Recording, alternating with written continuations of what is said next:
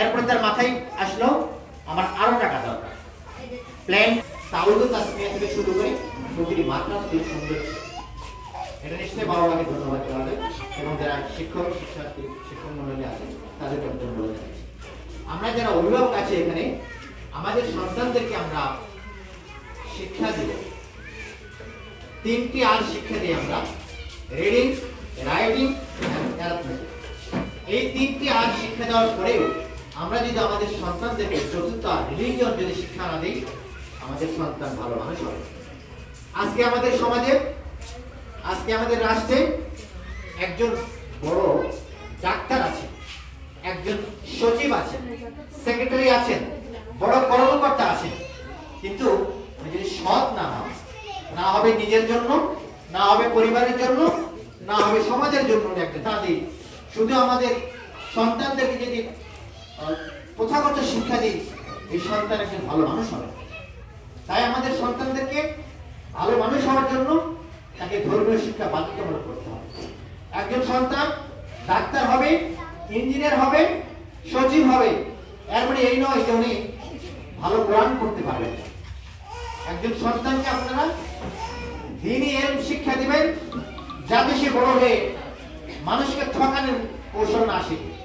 আজকে আমাদের অনেক সম্পদের মালিক হয় অনেকজন, কিন্তু সেই বয়সে পিতামাতাকে বৃদ্ধাশ্রমে রেখে আসতে হয়।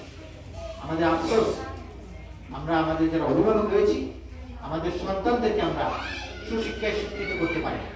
আমরা আমাদের সন্তানকে নিয়ে স্কুল কলেজে যেভাবে আমরা ব্যতিব্যস্ত হয়ে পড়ি। আমার এক ছোট ভাই বললো সেদিন, ভাই জলশীতলা 3য় বিশ্বযুদ্ধের মতো অবস্থা, মানে অভিভাবকের এত পেরেশান হয়ে গেছে তাদের সন্তান। কিন্তু শুরুতেই তাকে কোরআনের জ্ঞান দিতে হবে। কোরআনের জ্ঞান যদি তার পরিপূর্ণ না থাকে, সে একজন ভালো মানুষ, সে ভালো ডাক্তার হবে না, ভালো ইঞ্জিনিয়ার হবে না। আল্লাহ রাসূল সাল্লাল্লাহু আলাইহি ওয়াসাল্লামের পুরোটা জীবন ছিল মানে আমাদের জন্য ছিল একজন মডেল। কোরআনে বলা হয়েছে লাকাদ কানা লাকুম ফি রাসূলিল্লাহি উসওয়াতুন হাসানাহ, মানে আমাদের জন্য উত্তম আদর্শ। আমরা আমাদের সন্তানদেরকে লালন পালন করব। যেমন সে বলেছে যে ইয়া আইয়ুহাল্লাযীনা আমানু লিমা তাকুলুনা মা লা তাফআলুন, তোমরা যেটা বলো না অপরকে সেটা, তোমরা যেটা করো না অপরকে সেটা বলো না। আমাদের সন্তানদের সামনে একজন প্রতিবেশী, এখানে মারা আছেন, প্রতিবেশী একটু পেঁয়াজ চাইতে আসছে।